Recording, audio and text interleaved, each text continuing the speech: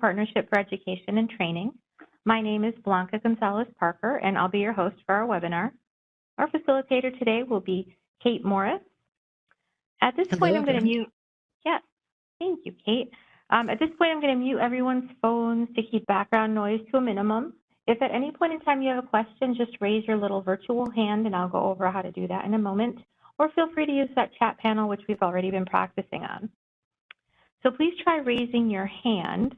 What we're going to do is have you go to the bottom of the participants panel and click on the icon of a hand in the air. And yep, great job. All right. And now you can lower your virtual hand by pressing that same button. Thank you very much. Great job, everyone. And so we've already used that chat box as well. Again, feel free just at any point in time. This is a pretty casual webinar. You just type in your question there, and you can do that to me privately, or you can make sure that everyone is selected so everyone can see what you're asking. As I mentioned previously, today's webinar is sponsored by the New York State and CSEA Partnership for Education and Training, or as many people call it, the Partnership. Some of you might be wondering, what is the Partnership exactly? Well, for those of you who aren't familiar with us, the Partnership is an organization that administers education and training programs for CSEA represented employees through labor management cooperation. It is funded through negotiated agreements between New York State and CSEA. The partnership offers in-person classroom training, online learning, educational advisement services, grants, tuition benefits, labor management services, and other education and training programs, including the one that you're attending today. In essence, the partnership is a joint labor management organization whose mission is to promote career mobility, improve job skills,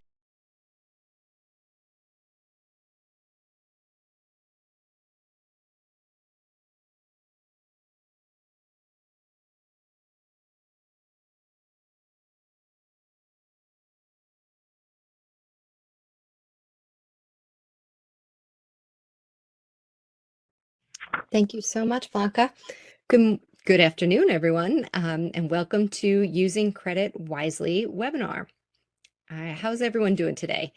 I am a career counselor by training, and I've worked with the partnership now for about 5 years, and I really enjoy it because I always learn something both from the program and from the participants. So without further ado, Using Credit Wisely is one of a series of webinars on how to work with your finances. In today's webinar, we'll talk about how to best use or maybe repair your credit. We also offer a companion webinar that you can take called Managing Your Finances.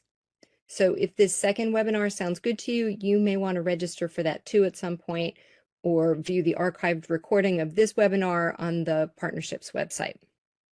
And one more note before we begin.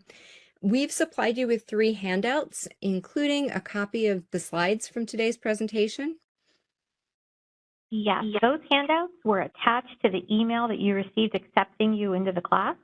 But if you haven't printed out those handouts yet, you can always do that after the webinar. Great. So let's start talking about managing your credit. We have 3 goals for today's session, and they're all about how to access and manage your personal credit. We want to help you learn to access and read your credit report, develop strategies for managing your credit, and discuss ways to repair your credit. Now, a little disclaimer, I'd be glad to provide you with the tools, the knowledge, the resources to make budgeting and using credit easier for you today. However, neither I nor the partnership offers financial planning services or advice. Okay, so let's get started. Do you know how to access your credit report? If you do, please raise your virtual hand. So if you know how to access your credit report, please click on that raised hand icon again that we practiced using. Okay, it looks like most folks do, but let me see. We have a little bit of a mix. Okay, good. So let me reassure you that if you don't regularly check your credit, you're not alone. Most people rarely or never see their credit report unless they're in the market for a large purchase like a car or a home. But we'd like to change that. You are entitled to a free credit report each year from 3 different reporting agencies: Equifax, Experian, and TransUnion. And you should take advantage of that. But here's the key advice. Instead of checking all 3 reports at the same time, we suggest that you stagger your review and request 1 report every 4 months, and you alternate among all 3 companies. This strategy will give you the opportunity to review your credit report 3 times a year. So yeah, that is helpful. Good credit matters. We've all heard the saying, but what does that actually mean? What is good credit? Good credit indicates that you are a trustworthy person to extend a loan or a line of credit to. It's based on a formula that takes into consideration your payment history. Have you paid on time? The kind of debt you have. Is it school loans or credit card debt? And also the amount of money that you make. So a good credit report score makes it easier for you to plan for your financial future. Are you thinking of buying a house, a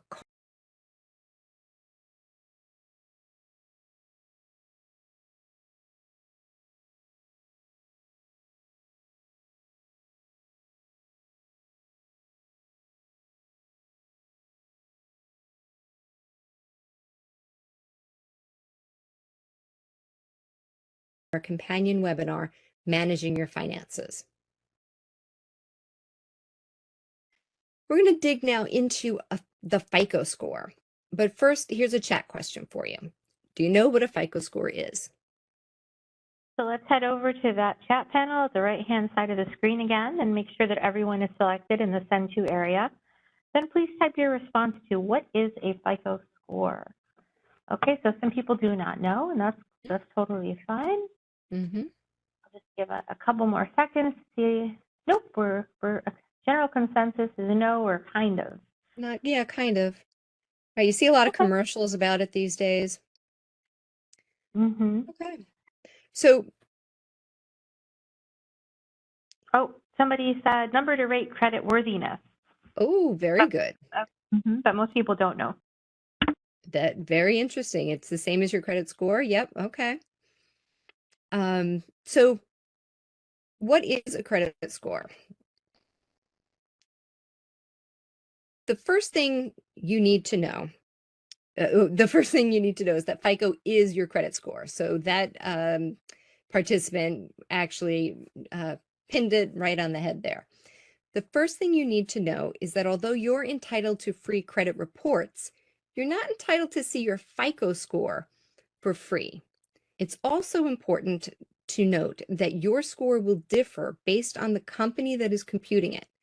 So your credit score is computed by Equifax, Experian, and TransUnion by taking into account the following 5 categories of information, which is going to be found on each credit report. So they want to look at your payment history, amount of debt currently owed, length of credit history, amount of new credit inquiries in the past 30 days, and the types of credit currently in use. And so I'm just going to review the slide for a moment because I don't want to skip over this. The FICO score is a 3-digit number that measures risk to lender in 24 months after credit is given. Developed by the Fair Isaac Corporation, FICO, and scores range from 300 to 850. The higher the score, the better. And because creditors do not know you, they need some mathematical measure of how trustworthy you may be with their money. So let me show you how your score is determined.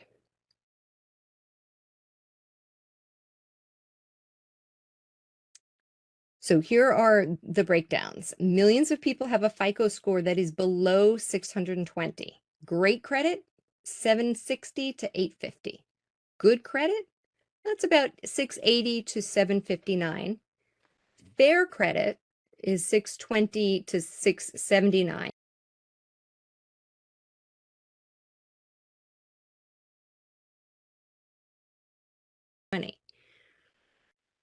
But in the real world, there are some assumptions that can be made about credit scores. And so assumptions are being made based on the numbers that we just discussed, whether it is great, good, fair, or poor. As we discussed, the 5 categories that are taken into consideration when determining a person's FICO score are payment history, amount of debt currently owed, length of credit history, amount of new credit inquiries in the past 30 days, and the types of credit currently in use. The 2 biggest pieces of the pie are your payment history and the total amounts that you owe. Notice also the section that talks about the type of credit you owe. This refers to good credit and bad credit. For example, if you have student loans, they aren't as detrimental to your credit score as a revolving charge account or credit cards, unless you fail to make the on-time payments. You can also see the length of your credit history is important. If you're just out of school or just old enough to establish your own credit, you likely have no history. And if you have no established credit history, it's hard to convince potential lenders that you're trustworthy. It might seem to you that you're a good credit risk, but the strangers at the bank or the auto dealership don't know that. To build your credit safely, you should consider getting a secured credit card. These credit cards act as prepaid lines of credit that you set yourself. They help you by establishing a line of credit, but they also keep you in check because you can't spend more than you have. And these are also a good idea for college students as a way to build credit safely. So Kate, what about the section that refers to new credit? Good, very good question. Thank you. That refers to the number of times a potential creditor looked at your report in the last 30 days. When someone reviews your credit report because you've asked them for a loan or a credit card, it's referred to as a hard inquiry. A hard inquiry is an inquiry that occurs when a prospective lender checks your credit report to make a lending decision. That's different from what's called a soft inquiry, which is what occurs when you check your own report. And as we've discussed in this webinar, it doesn't affect your score at all. Now, let's take a trip over to annualcreditreport.com to get a handle on the FICO score.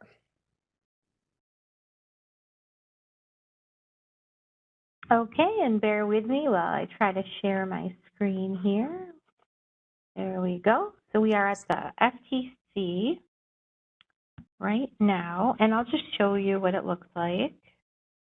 Then later you can do some exploring on your own, but there's a whole wealth of information here. Is there anything specific you would like me to look at? I think we'll just knowing where it is and how much information there is really important for today. And I do encourage everyone to check this out on their own. There's an advice and guidance section, which can talk about what we mentioned earlier, repairing credit, building credit for a new person. There's really a lot of valuable money-saving information here. Absolutely, and I think we even loop back to it later, so great. Thank you.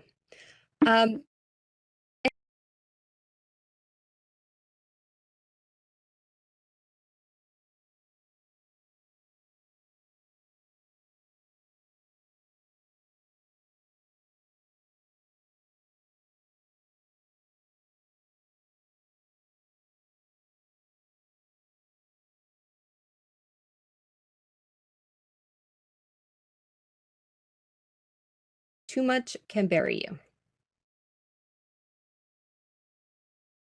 Now that we've been over to look at the FTC website relating to FICO scores, let me stress that the most important thing you can do to build your score is to pay down your loans or bills to 0 and do so on time.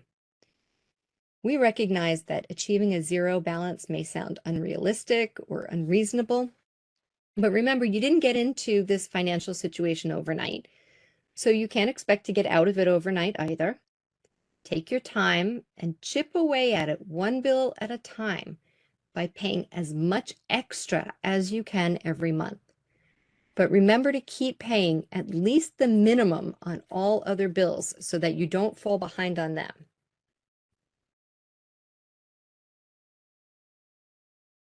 Okay, so we already talked about your credit report as a detailed record of your financial trustworthiness.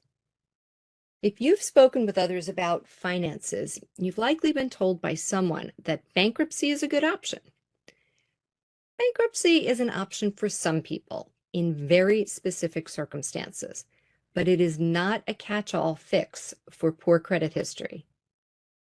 If you file for bankruptcy, it will remain on your credit history for 10 years, and that affects your FICO score tremendously.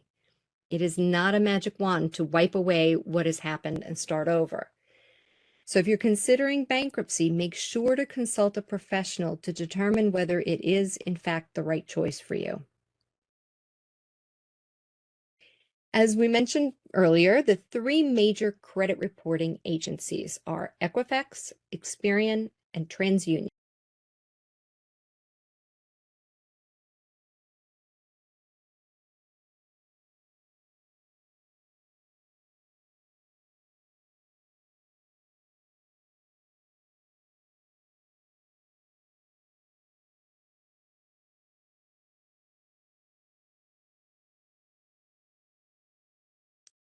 Okay, let's review now how and when to review your reports for free. Every person is entitled to a free credit report every year from Equifax, from Experian, and from TransUnion. Although your score will differ among these companies, your report will look very similar, so it's unnecessary to review all three at the same time. Here's something to note. When the federal law changed and required these three companies to allow for a free report annually, a new organization was set up to monitor who has reviewed which report and when. So this annualcreditreport.com, and it is the only place to get your actual reports for free once per year. If you go directly to Equifax, Experian, or TransUnion, you will be charged. So now, because you're allowed one free credit report from each of the three credit reporting agencies annually, my suggestion is to check them on a revolving timeline. For example, I encourage you to go or get your calendar out maybe, or put it in your phone, and you're going to put your email address in there for the annual credit report. Under the information, I want you to write down the following available credit reports: Experian, TransUnion, or Equifax. And then in your calendar or wherever you're noting this, you're going to skip ahead 4 months and you're going to write down the exact same information, but you're going to write a different credit reporting agency that you didn't use the last time: Experian, TransUnion, or Equifax. Then you're going to skip ahead another 4 months. So now we're 8 months from our first entry. And we're going to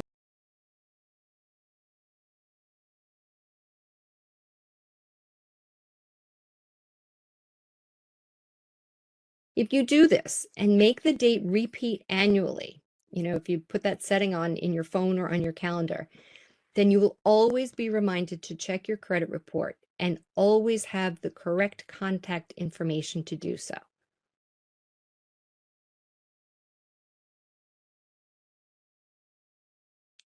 Okay. Okay, so let's participate in a little activity. What do you think, Kate? I think it's worth it. I really do. I think this is right? important. I'm going to do it myself, honestly. So if everyone could please take out their date book or phone calendar or your Outlook calendar online and click on today's date, then Kate is going to walk us through something very helpful. Great. Okay, so you want to write or type your calendar entry for today that will remind you to review your credit report from Equifax by visiting Annual Credit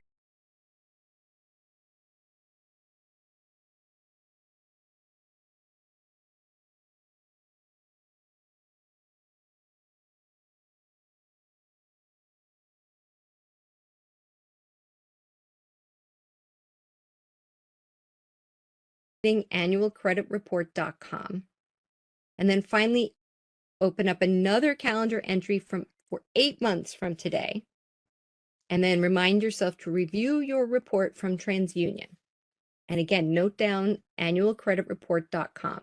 So it's always there. It makes it very easy for you to do it. 8 months from now, you won't even have to think about it. It will be right at your fingertips.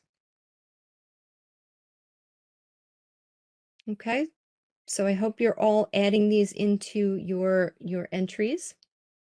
Other companies will try to tempt you with catchy jingles and commercials, but my best advice is to stick with the only site authorized by the federal government. Again, annualcreditreport.com. And we're showing that here on the screen. By the way, has anyone ever gone to this website before? Raise your hand if you have. Curious. Please raise your virtual hand if you have gone to this website before. Oh, I'm seeing lots of hands. Let's see here. Just a couple students have. Okay, great. So here's how the site works. There are plenty of frequently asked questions that are a great guide to what the site can do for you. For instance, if you don't want to download your credit report online, there's also an address to receive a mailed copy, and also a telephone number to order one if you'd prefer to do it that way, as opposed to doing it online. Remember, if you'd prefer this method, amend your calendar entries to include the phone number for annualcreditreport.com in addition to that website. The website, annualcreditreport.com, will ask you for some personal identifiable information to make sure you are, in fact, you. Be prepared. You'll have to supply information to get your report. Identity theft is rampant, and the site takes nothing for granted. And once it's vetted your request, they'll ask you which report you want to see. And that's when it's helpful to have your calendar ready so you remember which company's report you want to see. If you've already requested and seen a report from the company this year, your request will be denied. All right. Okay. Great. So I have an assignment for you after today's webinar. Go to the annual credit report website that we just discussed and request a current credit report from the credit reporting agency that you wrote down for today in your calendar. So that's your takeaway assignment. Okay, let's do another field trip, and we're going to head back to the Federal Trade Commission FTC website. And remember, the FTC is kind of the mothership for all things related to consumer protection and consumer rights.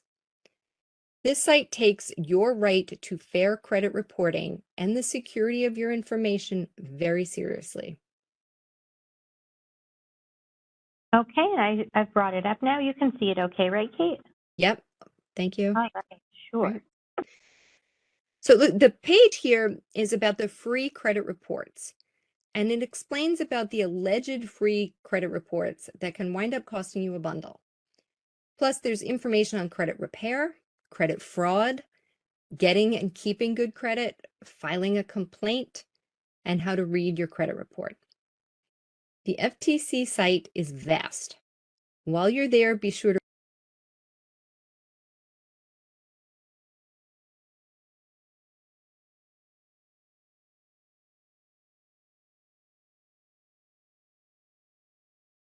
I was going to say, look, and there's even a little video here that I encourage folks to check out. And it will bring us back to the slideshow. Thank you. Thank you. So the Consumer Financial Protection Bureau, the CFPB, came into existence in 2011 and has a similar mission to the Federal Trade Commission. The CFPB deals with writing policies that affect the way we're treated by banks, mortgage companies, consumer reporting agencies, and corporations. And I think that's showing. Yep, I think I brought it up now. CFPB.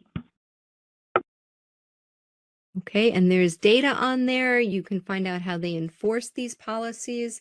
It's a lot of information here that can be important. Okay. Credit cards. Yep, I'll click on credit report here just so people can see, look at all the different things here that have to do with credit reports. You could spend half a day here. Indeed. Yeah. All right, and I will take us back because we don't have half a day, unfortunately. We do not. Thank you. All right. But now the last trip is right here in New York State.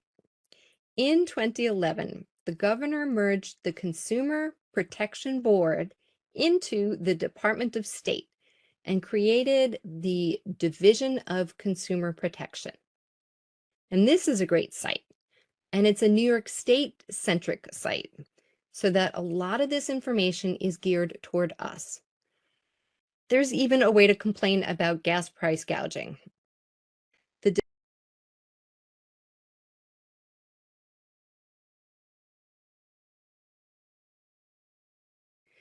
Which means if you have an issue with your credit report, you can call them for free assistance in fixing it.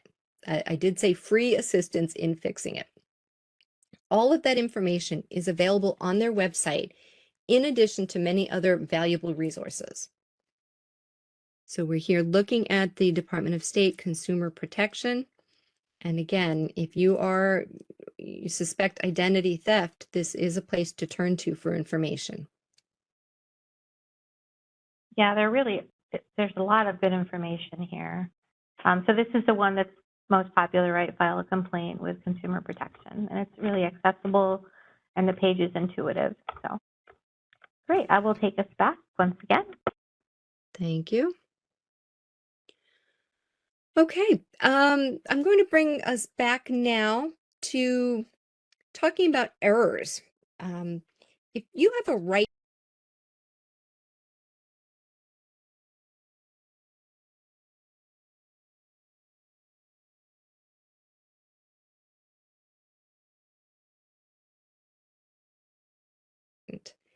be sure to keep a copy of anything you send to a credit reporting agency. And just as a reminder, there are slight differences among each of your credit reports. You might see an error on your Equifax report that might not appear on your Experian or TransUnion reports, and vice versa. So be sure to check all three annually. The three credit reporting agencies have, by law, up to 45 days to investigate and correct misinformation, and will then offer to send you, by email or U.S. Postal Service, a free copy of your corrected credit report for your review. Okay, so that's really important information. 45 days from the day you report it to investigate it and correct it and send you a free updated report. And Kate, I just wanted to interject. We did get a comment. One of our students used to work for the DCP line because they worked at the tax department call center. Interesting. Fantastic. Yeah, this is a very knowledgeable group. You're all kind of tied into what's going on kind of on the floor. And so I'm sure you recognize how important the identity theft and the need there is for the consumer protection laws. Absolutely. Okay, so it's possible to grow your credit score over time. That's the good news. It might take a year or several to accomplish that, depending on where your current score is. And here's a graphic that gives you an idea of the range of credit scores here in the United States. If you have a lower score, you're not alone. Millions of people have a score under 620. It just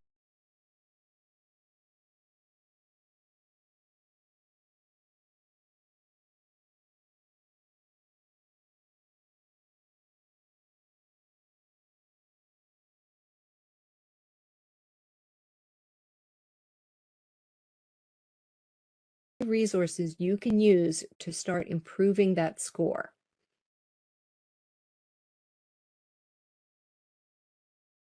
Comparing credit, it's not easy, but it's not hopeless, right? Everyone is unique and every story is different. People have credit-related problems for many reasons. Medical bills can overwhelm a family. A divorce can take a toll on your credit, as can unemployment, identity theft, but other times it's spending habits that get people in credit trouble. And it will take time to repair credit, but it can be done. Please don't get discouraged. The best advice is to go slowly, but keep going. First, do not jump at any credit repair offers. Consult the Federal Trade Commission website. There are lots of scammers out there.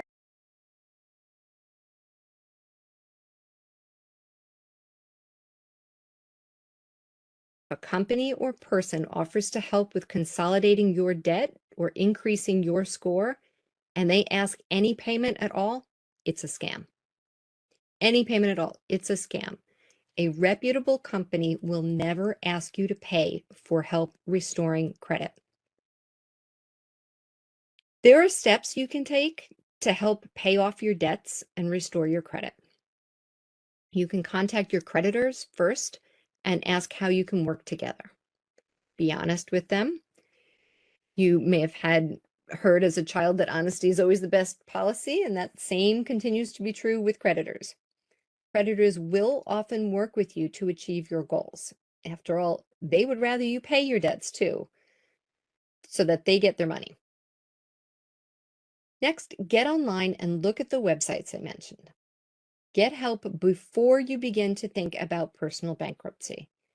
That is a very drastic step that may take away some of your debt, but not all.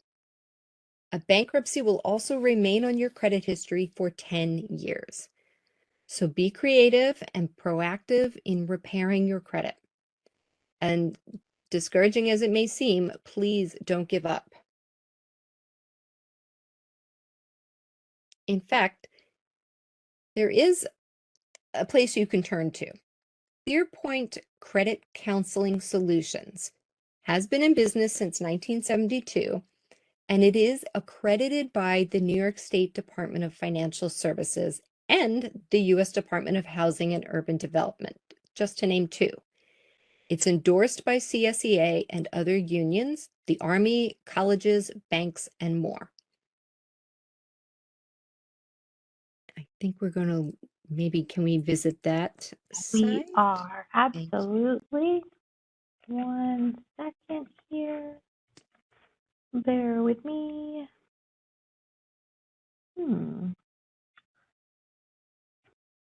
Okay, we will get there the old-fashioned way. No problem, team. It will work. Clear.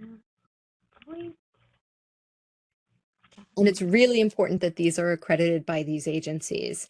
That is kind of the stamp of approval and safety. Yes, and I'll also add, if it's okay, Kate, Sure. It's super important that you actually go to these websites because, they have ones that look like they might be the real deal, but they're not. They're actually scammers trying to get you to pay. Okay, good. Yep, ClearPoint, www.clearpoint.org.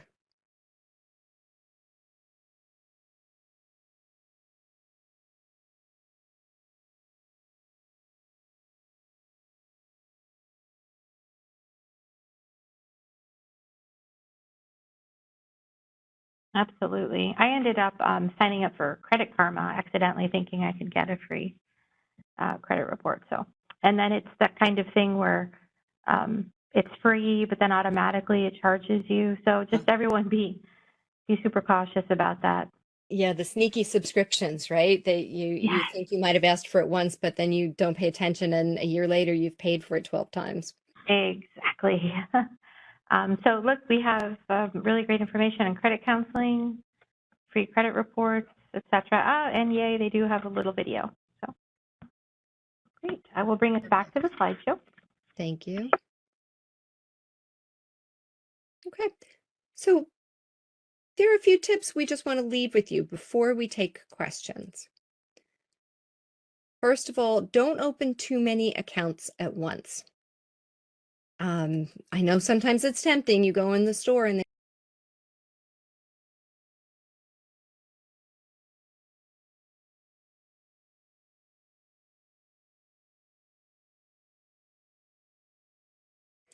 limit hard inquiries on your credit score from lenders. Remember, hard inquiries are the ones that they're looking at your credit in order to lend you money. So for a car purchase or a mortgage, perhaps, or taking out a loan. And you also want to have a good mix of credit. So if you have student loan debt and some credit card debt, that's considered kind of a good mix. If it is all high interest credit card debt, that is not as preferable.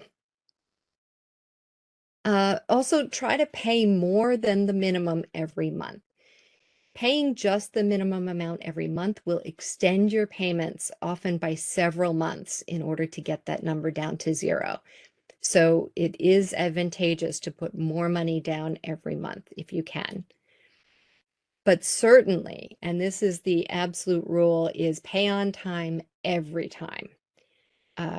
Set reminders in your phone, whatever it might be. Have it set on automatic payment for certain things if you trust those systems. But paying on time really does help your credit score. All right. Navigating the landscape of your credit history and credit score can seem daunting, especially if you're new to the process. But accessing your credit report and your FICO score can take you a long way down the path to having that full picture of what creditors really see when you ask for credit. Check out the resources we mentioned: MyFICO, MyFICO, the Federal Trade Commission, the big three credit reporting agencies, remember Equifax, Experian, and TransUnion, and the New York State Division of